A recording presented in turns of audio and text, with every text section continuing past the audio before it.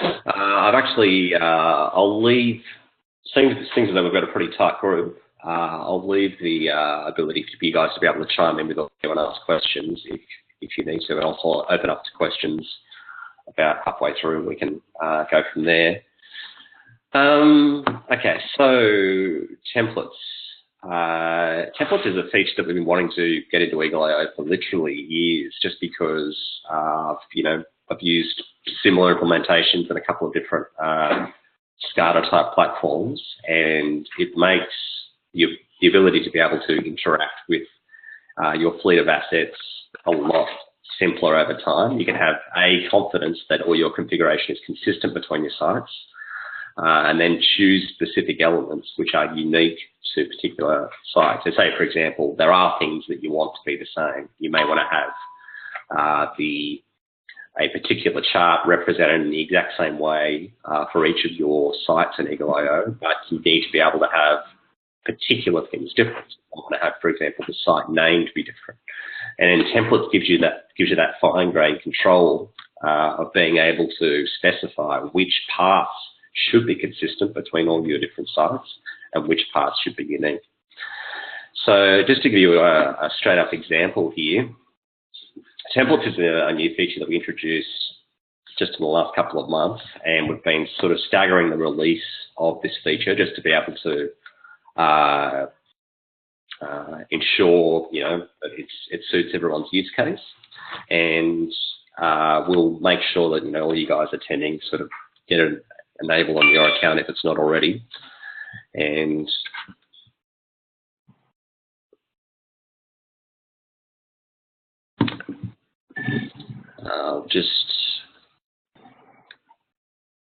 Ozzy, can you just respond to Paul West and send him a link to the training? You mustn't have taken a look at the email.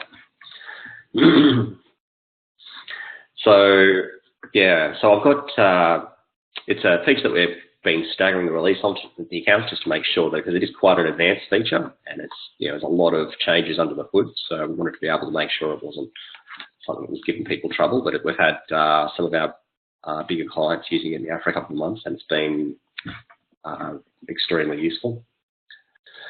What we've got here is up the top left. Once you've got the templates feature enabled,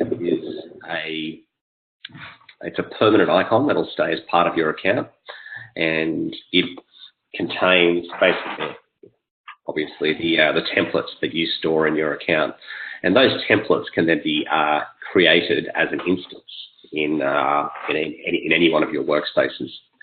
So there's like a parent-child relationship between the two critical terms that we use when we're explaining templates. The template being, okay, look, this is what's common. This is the baseline configuration for my sites. And then an instance is an instantiation of that template. So it's the child to the template's parent. I think Paul's just joining us here.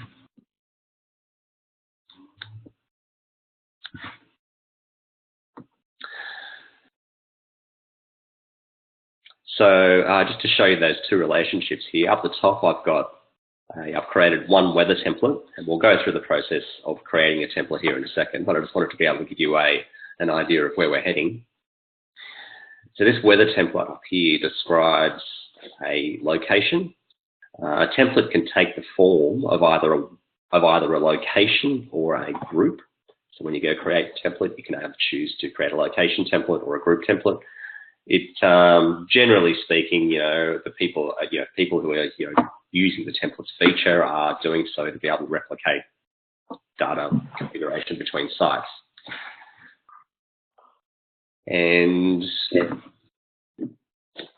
so the group is just another way of being able to structure that template information.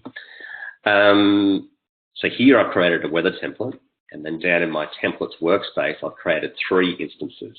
You can see that it's actually an instance because it's used blue shading for each of the markers. And all of the elements inside an instance will also be shaded blue, just so you know that this is actually not an ordinary site. This is an instance that's being generated. So you'll notice here that all of the assets that exist underneath the template up the top are replicated identically in all the elements down below. And this makes it really simple to sort of recognize what you're interacting with is a template, but it also means that you can it makes it easier to recognize that the data that you're looking at is unique, as opposed to just being a copy of configuration, which can get out of date with each other. If you're looking at an instance, you can be confident that the majority of the configuration of the site is actually stored in the template, which makes it, again, you're going to be able to keep that consistent between sites. So in this particular case, I started off creating a weather template and then basically defining what is common between all the weather stations that I use. And then I've created 3 instances: east, north, south weather. And as I sort of cycle through each of these guys here, they're all very similar, apart from the fact that they've all got slightly different locations. So if I switch to the map view here, you'll be able to see our north, east, and south weather stations. And it's important to remember that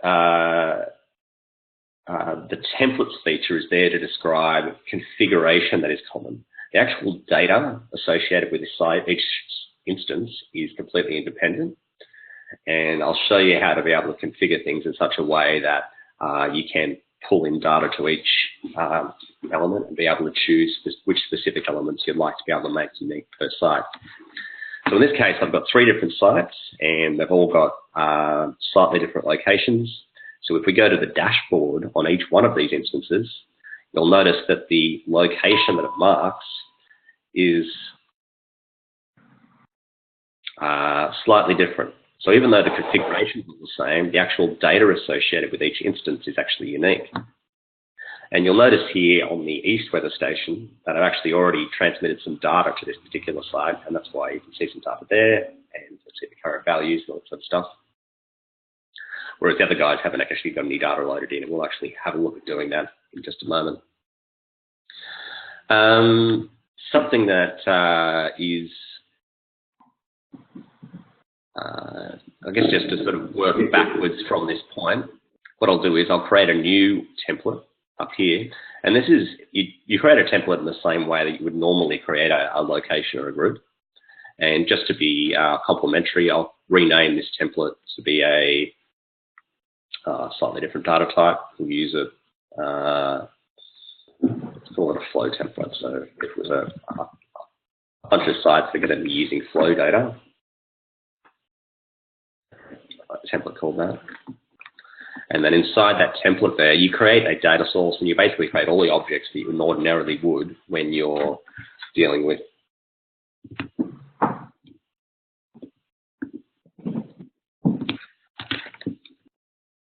a new data source. So it uses the same wizard process of being able to define that information. Yep, we'll use FTP to push data to these type of sites. And set up some parsing rules here.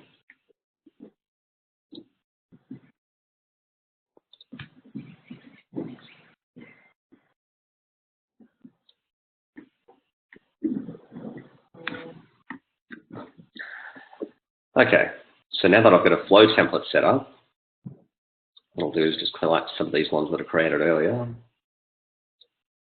And I'll create a new instance. So the instance menu down here when you go to create, so you'll see this when you go to create something in one of your existing workspaces.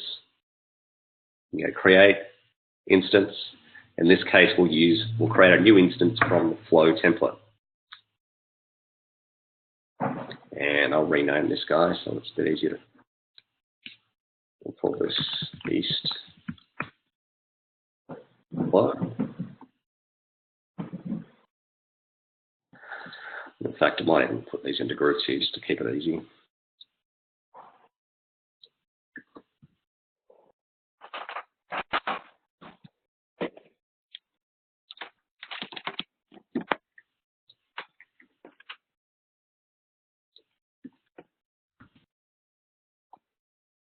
Okay, so I'll stick our weather stations into the weather group.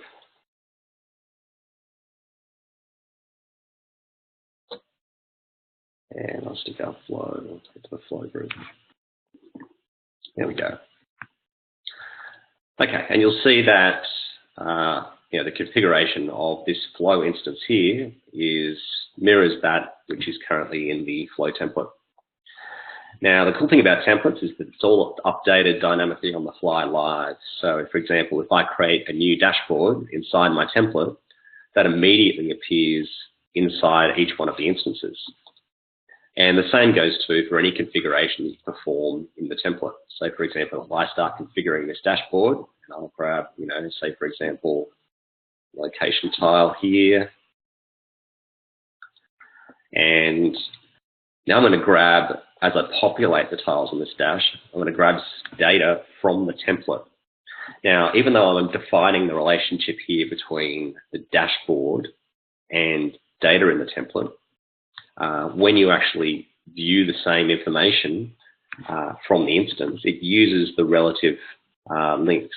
So, for example, the dashboard displayed in East Flow here will actually be using the location of this instance's location marker. I'll also create a couple of extra bits of data here that we can look at. Let's grab some humidity information, and let's grab some battery voltage information using the gauge tile. Okay, so what we've defined is basically that every instance that is created from this flow template will provide the relative relationship between the sensors inside the template and the dashboard that's being displayed. So as we go down here now to the East Flow template, it'll have very similar information. Now currently we haven't actually transmitted any data into this site. All we've done is just configure the dashboard. Now what I'll do is I'll transmit some data into this particular site here so that we can actually see some data appear in the instance. So what I'll do is I'll grab the data transmission. We've got a unique username here. So there are portions of an instance which must be unique, and the unique identifier for a site is one of those things. So eagle.io will sort of cleverly generate new usernames and so forth as you create new instances. You've got unique usernames. So let's use our FTP client here, and I'll transmit some data up. Yeah. And I've got a file on my desktop here that we can use for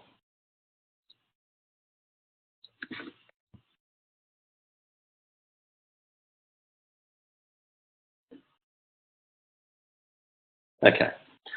So I've got some data in now into our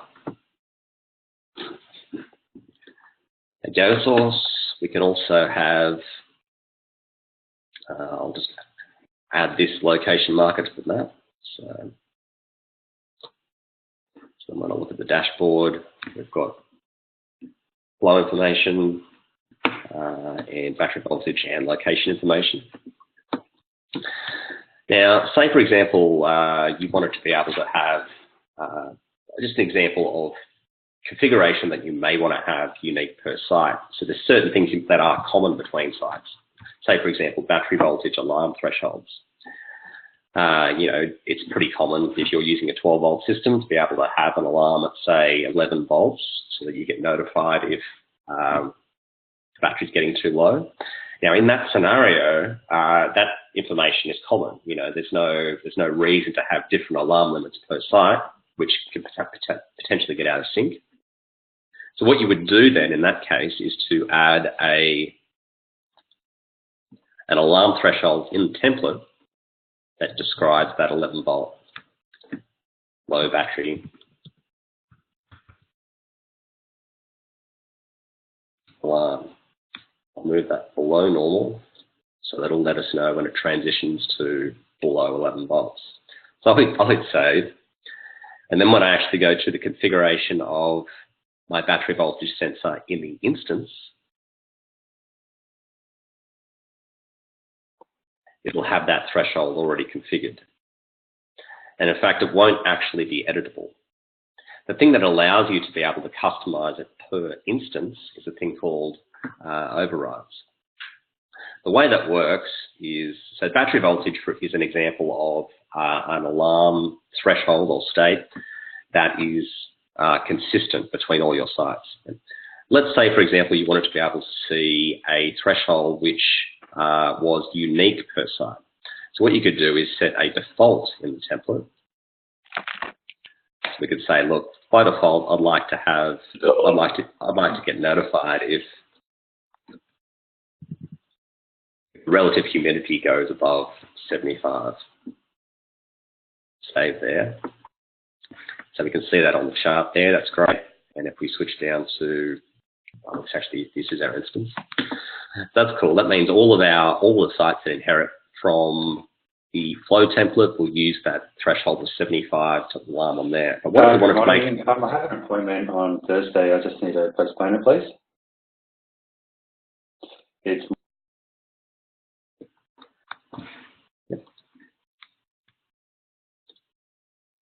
Now, if we wanted to be able to say that, okay, instead of being 75... Yeah, no worries. Do you have my contact details?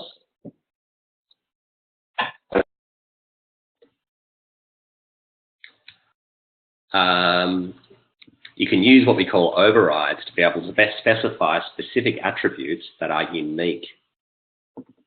In this particular case, what we're trying to do is specify that the states configuration, that is where those alarm states are triggered, are going to be unique. So what we do is we'll go to the relative humidity sensor in the template, head to properties, head to the overrides tab, and then one of the options here is one of the attributes that you can override is states. And what that means is that this particular attribute is going to be unique in each of my sites. So I'll hit save here.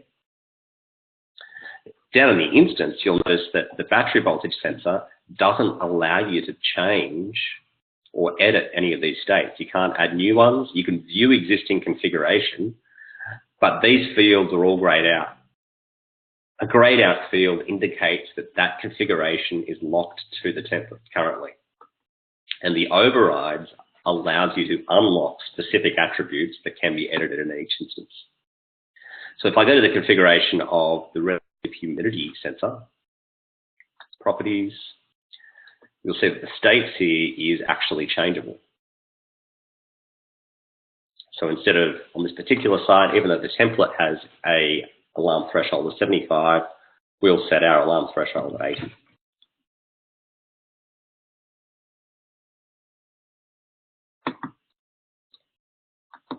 There you go.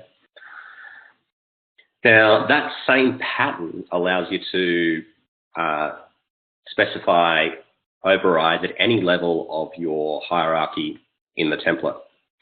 So say, for example, you wanted to be able to specify, you'll notice that on the overrides tab of each object in the tree here, there's specific attributes which are specific to that object type. So this is a location, and there's specific elements which can be overridden. That is made unique in each instance. And here we go. Here's another list of overrides that you see on the data source objects.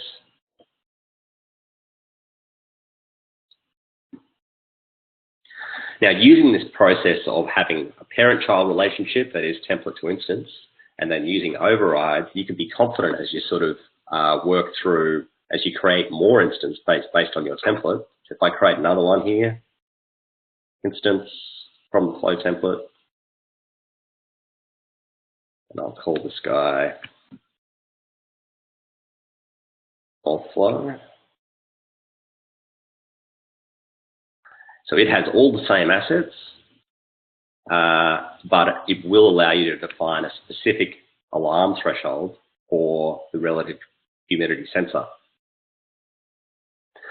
Now, the cool part about templates is that, again, it's all live updated. So as you add new objects to the template, it's then immediately propagated to each of your instances. So if I create a new chart, for example, in the template, new direct chart, that object is immediately created in each of the instances.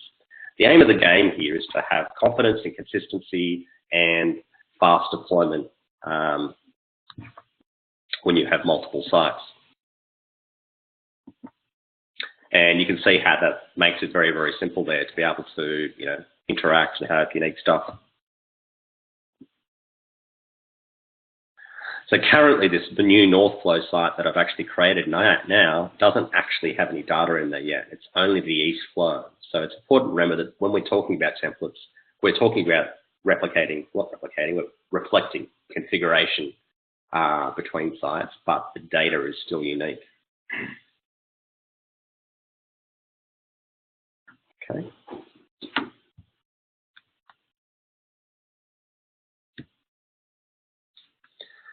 And as all this stuff here is renamed and that sort of thing, it's immediately reflected all the way through your network. So it gives you a much greater flexibility of being able to, manipulate all this stuff. Prior to this, you would have used something like, if you did have a large fleet of assets, you would have used something like the API to be able to script the process of configuration between a large number of sites. This makes it a lot easier for people to be able to interact, to be able to do these sort of things at scale. Not directly related to templates, but another feature that's that was released at a similar time is the ability to be able to do notification management via the user interface on behalf of other users. So you guys may have noticed that so the process of subscribing to alarms has typically been the ability to be able to select individual nodes that would like to subscribe to notifications for, and that is useful if you're personally would like to, be notified of particular alarms and events. But if you need to be able to subscribe other users on their behalf because they're unfamiliar with the system or they, haven't had the training to be able to actually engage with that sort of thing. What you can do now is you can right-click on any sort of node in the tree, go to notifications, and instead of just subscribing and unsubscribing, you can also manage. So you need to have the appropriate permissions in order to be able to do that, and that's part of our permissions matrix and our role-based security model. But as you can see here, we've got currently the webinar user is subscribed to those two alarms that I just checked here, and this allows you to switch between other users that already have access to your workspace. So you will have to invite the user to your workspace first. And then beyond that, you can choose on their behalf which things they should have access to. So currently this is, subscribing to notifications on a template. More typically, I guess, you'd be doing this sort of thing on a per instance basis. So you'd be choosing the user that you'd like to be able to subscribe, and then just ticking the alarms that that particular user should get notified about.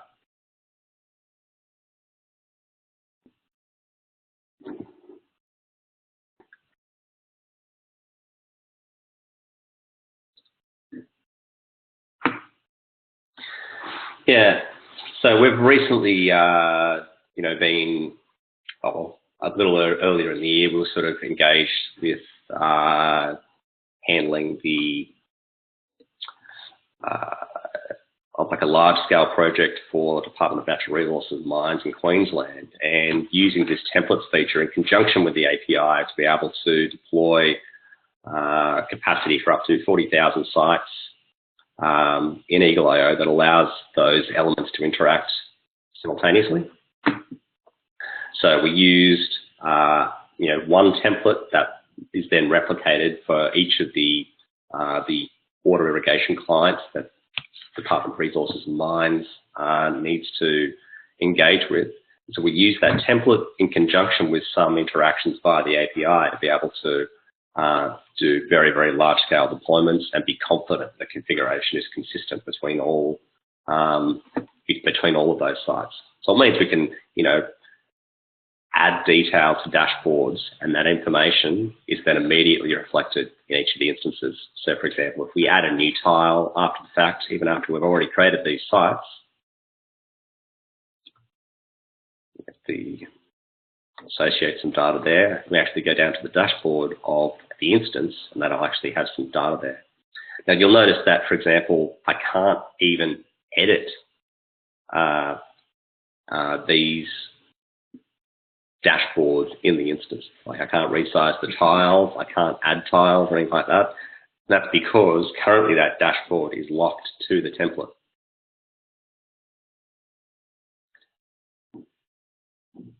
But you can override the tiles attribute in the template, which then means that each of the instances will be able to have a unique configuration of tiles. Excuse me. That's actually a double-edged sword. So while you do gain extra flexibility by enabling that element to be unique, that is, by allowing each of the instances to be uniquely configured in each of the dashboards, it also means by doing that, you don't know, you can't be confident. Like, say, for example, you can't actually then change a tile on the template and then have it propagate to each of the instances, because you've specified that particular element, that is the tiles, is unique to each site, so that wouldn't get actually propagated through. So just keep that in mind. It's a really good idea to set, even if you have configuration which is designated unique, that is, you've got an override configured in the template, it's still a good idea to provide, it's still a good idea to keep in mind that you can provide default configuration in the template. So what you can do is, even though, for example, I have the state threshold specified as an override for the relative humidity sensor, and that allows each instance to be able to customize the threshold for that particular alarm. What it allows you to do is provide a default. So I've set a default of 75 as an alarm. So that means each new instance that gets created will inherit that information. So it'll have that default information there, and it'll allow you to customize it in each instance, but with using that default information. Just see a little chat.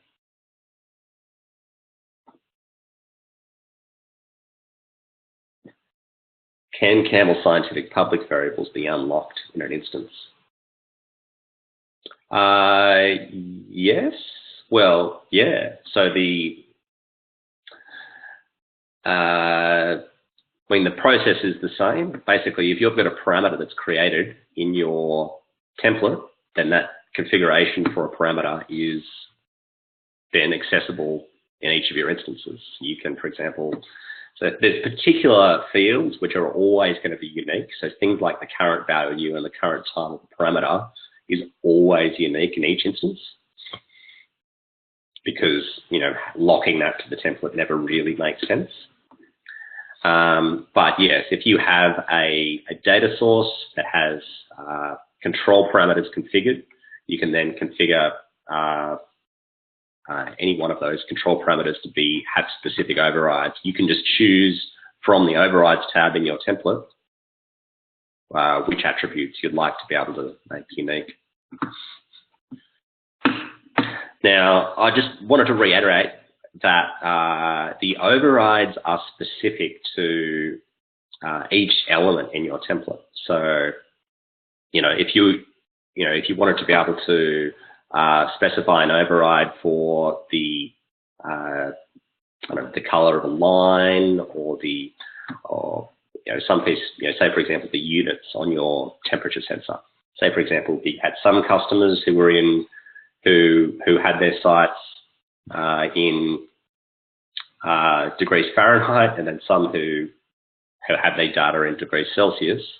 You could provide an override on the units attribute in the template. So you'd go to the temperature sensor properties, head to the overrides tab, and enable an override for the units, and that will allow you to customize the units on a per site basis.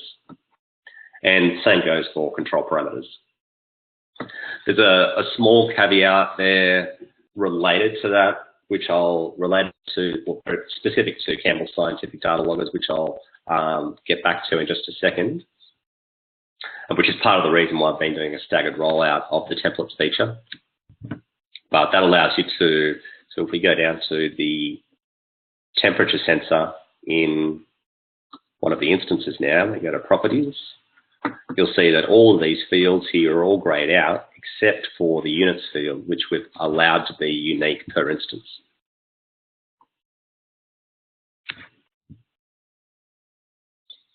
Make sense? Now, a couple of other attributes which are always specified to be unique are the name attribute of the instance. So say, for example, here I've renamed these guys to East Flow and North Flow. That is because that is like a hard-coded built-in attribute specific to the template function, which allows you to be able to always rename each one of your instances to something more useful. Yeah, okay. So that's the general overview as far as using the templates functionality and being able to subscribe users on your behalf to notifications. The caveat that I was talking about with regards to Campbell Scientific Loggers. So currently, as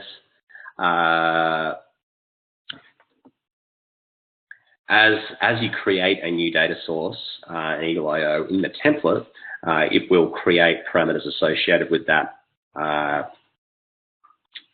that data source in the template. Now, currently what happens is that, what you would expect to happen is that a data source that you create, it will automatically create parameters. It's kind of hard to explain. Basically, the auto creation of parameters that comes via communication with a Campbell Scientific data logger. Currently, that will create those parameters in the template, but they won't automatically create them underneath each data source after the fact, after you've actually created the instance. This is purely just this functionality, which will exist sort of probably by the end of the week. Actually, we've just been working on integrating that final bit of configuration. So we'll probably recommend sort of holding off using Campbell Scientific Data Loggers, in a production environment until we've got that extra change in place. But that will allow you to perform all other functions that we've just described in conjunction with Campbell Scientific Loggers. So, for example, all of your instances will be able to communicate with different endpoints. Something to keep in mind when you are dealing with that. In the case of, say, for example, you have 3 different Campbell Scientific Data Loggers which have different IP addresses that eagle.io is connecting to. To be able to, part of that configuration is that you would like to be able to have different transport information, that is connection information that eagle.io uses to be able to establish communication with your data source. You'll want to have that transport information defined as a property override so that you can actually have, so if you tick the transport thing here, that will allow you to specify in each of your instances a different IP address or a different mechanism for being able to communicate with your data logger. Same goes for your TCP callback IDs and so forth. So you need to have those overrides in place, allowing eagle.io to change those things on a per case-by-case basis.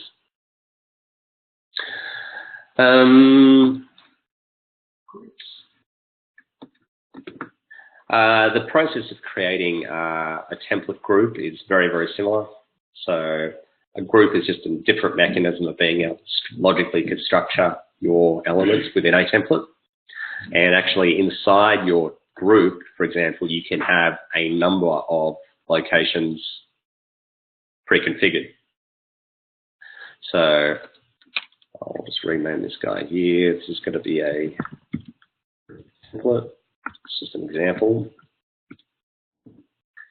And then that allows you to say, for example, if you had, 3 different types of locations that were all related, but and were a very common scenario that you always deploy a flow and a weather station side by side.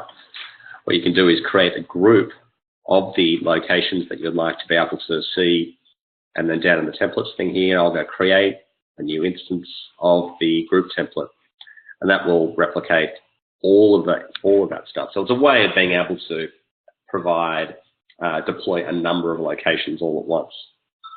And it uses the same hierarchy, the same configuration mechanisms, and the same method of being able to provide overrides to be able to define specific elements that are unique for each one of those things.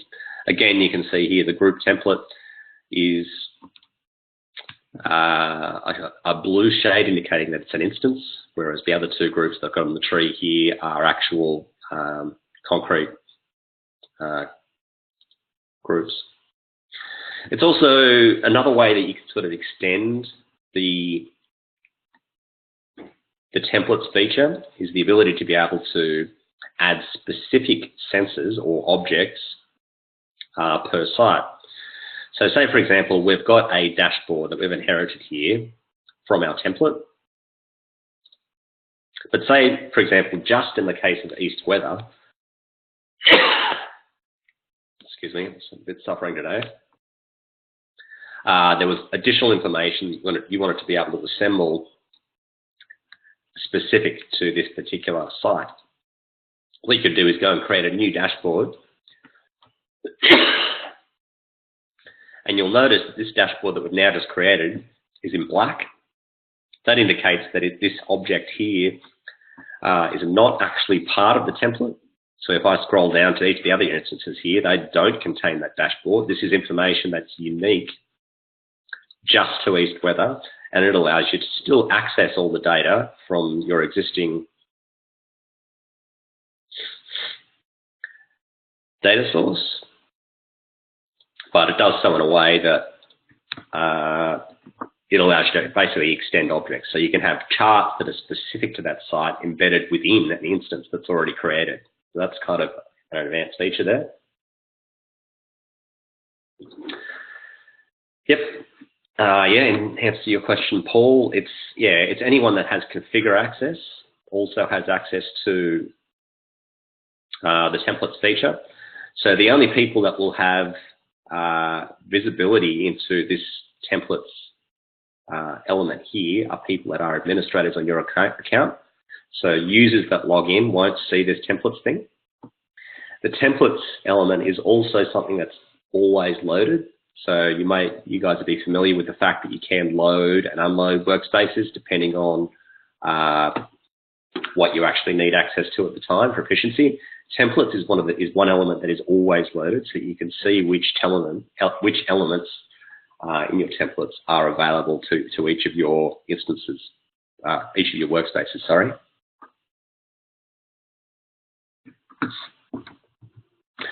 And that's kind of a wrap.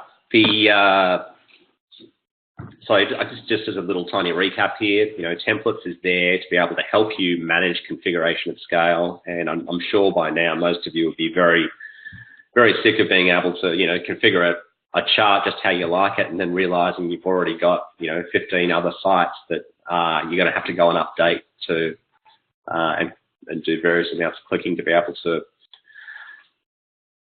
make sure all that sort of stuff is in sync. One final caveat is that there's no way you can't actually convert any existing sites to a template. That is, you can't. If you've got 15 existing sites, you can't convert those to this new templates feature. You'll have to actually recreate that information and migrate the data. which is a bit of a pain, but, you know, going forward, as long as you use, I'd recommend using templates for basically all of your projects. Even if you know there's only 2 sites, it may be that that particular project will grow into a scenario where you have, you know, 5 or 6 down the track. And as long as you base your initial configuration off a template, it means that you can do that configuration management a lot more simply. Okay, so we've got a question here regarding, you know, is it possible can you override a file name match to be unique between sites? And the answer to that is yes, you can. So to be able to do that, you would go to the flow template, go to your data source, and head to the overrides tab. And one of the things that you can override here is tables. So tables is basically the stuff that you see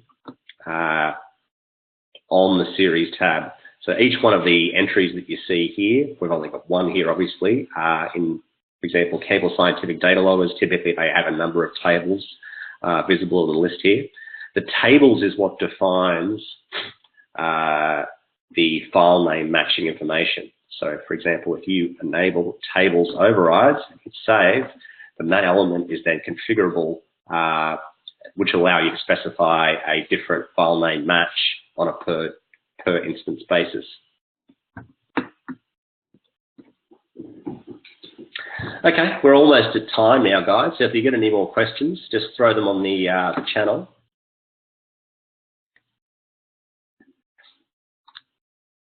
And I can get back to you. What I'll do now is I'll enable the templates feature on each of your accounts so that you can have a bit of a play around. And then if there are any further questions coming up in the next webinar with Oregon, we can sort of go through them at that point if you guys hit any roadblocks. And you have time to run through creating a new group or workspace sharing, how that complements mentioned notifications? Yep. Yeah, we've got 10 more minutes here, so I'll just finish off with yes, Brad. Yep, so it allows you to have additional sensors. Also keep in mind that you, in the same way that I've extended the instance here by adding a new dashboard, which is unique to that particular site, you can also have things like process parameters. So you can create new process parameters, which are then absolutely unique to this site. And you know it's unique because it's in black. That is, it's still within the instance, but you know that it's not attached to the template. This is information that's specific to that particular site. We'll talk more about processing and the details behind that in the webinar this afternoon. But for now, just trying to give you that solid basis. One other feature which has been added recently, which is related to the notification management stuff, which I was just describing earlier, is user groups. So this is another one that we've been having a lot of requests for recently, and we've finally got that in there. So if you go to the in your account settings, if you head to the security pane, there's a new tab here called Groups, and this is allows you to do pretty much exactly what you think. Really, you know, you can have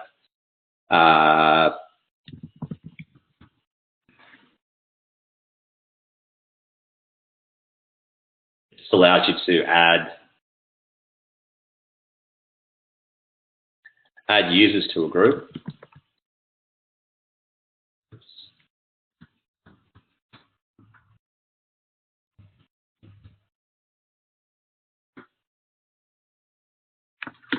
So I'm creating a new group here called Customers, then I'll hit Save. And then when you're sharing a workspace with someone, so if I go to the security of the workspace here, as well as being able to add individual users by their email address, you can also add groups, which can make it much simpler for doing, you know, if you've got a number of users, you can be confident that they've got the same configuration, and rather than adding, you know, 20 different customers to each workspace by hand by typing in their email address, which can get pretty painful, it allows you to group those particular customers together and then just add the group and then assign that group a role. to users.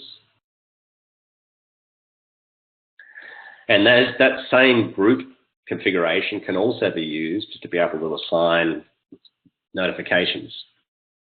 So we've got our manage notifications section here, and as well as individual users being able to subscribe, you can also specify that an entire group of customers or group of users will be subscribed to specific alarms.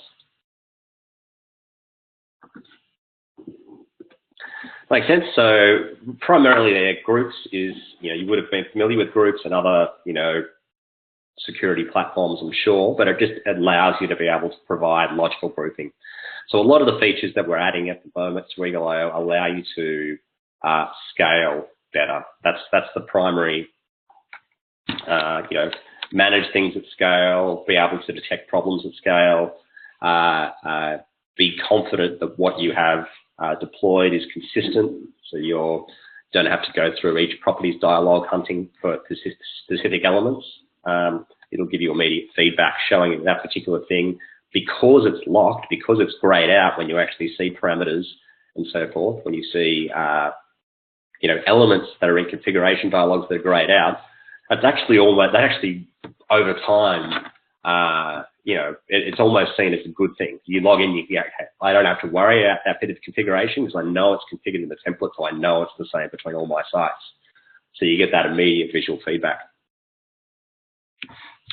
Righto, well that's a wrap on the template stuff, guys. If you've got any questions, feel free to send it through to support@eagle.io. Or compliments as well. We're always happy to hear those as well.